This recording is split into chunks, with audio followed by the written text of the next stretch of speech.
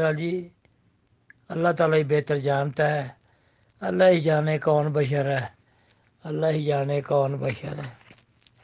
جماعت احمدیہ مرزا غلام احمد قادیانی مسیح موعود فرماتے ہیں، ایک رات اس عاجز نے اس کثرت سے درود شریف پڑھا۔ جی عجیب حیرت ہے کہ جب ایسے انسان کی زندگی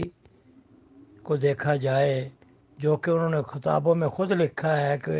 ایک شخص کو اتنی بیماریاں بھی ہوں، وہ بیماریوں کا بھی ذکر کیا ہے، اور پھر ساتھ ہی خود تحریر فرماتے ہیں کہ مجھے اللہ تعالیٰ نے ایسا کام دیا ہے مشکل، مجھے رات کو 100 دفعہ اٹھ کے پیشاب کے لیے اٹھنا پڑتا ہے، 100 دفعہ بندہ پیشاب کے لیے بھی اٹھے، پھر 85 کتابیں بھی لکھ دے۔ 85 کتابوں کا ذکر جو ہے جماعت احمدیہ بتا رہی ہے، 85 کتابیں بھی لکھ دے، 100 دفعہ پیشاب کے لیے بھی اٹھے، بیماریاں بھی ہیں ساتھ، سر درد کی بھی اور شوگر کی بھی، اور اس طرح کر کے وہ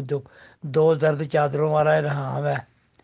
تو بہرحال وہ بیماریاں بھی ہیں ساتھ،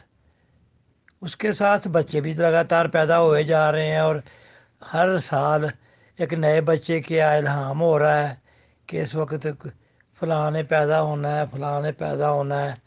اور پھر ساتھ شادیوں کی خواہشات بھی ہیں کہ بھی پہلے ایک شادی کر کے چھوڑی، پھر دوسری پکڑی، پھر ابھی تیسری کے لیے۔ پتہ نہیں ایک انسان کے پاس اتنا ٹائم کہاں سے آ جاتا ہے کہ اتنے سارے وہ کام سر انجام دے رہا ہے۔ یہ تو بڑی حیرت ہے، وہ انسانوں سے الگ کوئی، اس سے کوئی بلند ترین کوئی اور مخلوق ہے جو اتنے کام یک وقت کر رہی ہو۔ بہرحال جی اللہ تعالیٰ ہی بہتر جانتا ہے، اللہ ہی جانے کون بشر ہے، اللہ ہی جانے کون بشر ہے۔ بالکل ظفر صاحب، یہ سمجھنے کی بات ہے جو شخص ساری رات واش روم میں گزارے اور واش روم کی وجہ سے اس کے اندر کتنی سخت ہوگی، کتنی ہمت ہوگی کہ وہ بیوی کے ساتھ سوئے گا بھی۔ اب وہ سمجھ نہیں آتی کہ ساری رات واش روم میں گزار کے کون سے ٹائم بیوی کے ساتھ سوتا تھا، کہ کون سی خواہشات پیدا ہوتی تھی کہ اولاد پیدا کرنی ہے اور مزید شادیاں کرنی ہیں، جبکہ ایک شخص ہیضے کے مرض کے اندر مبتلا ہو اور اس کو ڈائریا لگا ہو، تو بیوی کو وہ کس ٹائم وقت دے گا، وہ بندہ کون سی کتابیں لکھے گا، تو کیا کیا کرے گا۔ تو وہ کچھ سپر ہیومن ہی اس کا مطلب ہے خدا تعالیٰ نے اتارا تھا زمین پر، کوئی سپر ہیومن جو ہے نا وہ بچے بھی پیدا کر رہا ہے، ساری رات واش روم میں بھی بیٹھا ہوا ہے، ڈائریا لگا ہوا ہے، کالرا اس کا ہوا ہے ہیضہ، اور اس کو خواہشات پیدا ہو رہی ہیں شادی کی بھی۔ واہ جی واہ، دسو ذرا، اتنے بندہ 2 باری واش روم ہو گئے تو بندے کا کچھ رہندا کوئی نہیں، چوتھا سپارہ بھی پڑھ لو تو کچھ فرق نہیں پڑتا۔ تو یہ تو چوتھے سپارہ کے علاوہ انہوں نے بیویوں کے ساتھ راتیں بھی گزاری ہیں، بڑی بات ہے ویسے۔ تو ہے نا کہ ہو سکتا ہے کہ بچے پیدا کرنا کسی کے سپورٹ لگائے ہو، کتابیں لکھنی کسی کے سپورٹ لگائی ہوں، خود رو واش روم میں بیٹھ کے آرام سے اپنا شوق پورا کر رہے ہوں۔ یہ کام تو ہو سکتا ہے کہ مل بانٹ کے کام کرے،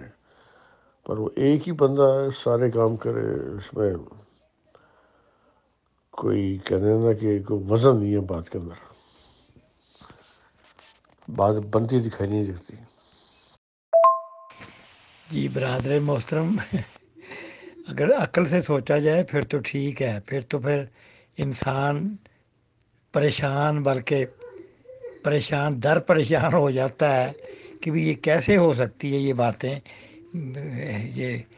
کیونکہ یہ آپس میں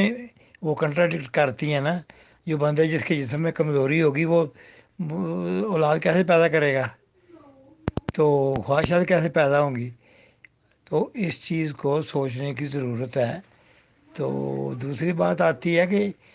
اب عقیدت اس قدر دماغوں پہ چھائی ہوئی ہے کہ عقیدت نے اس قدر جادو کیا ہوا ہے کہ دماغ کے سارے رستے سوچنے سمجھنے کے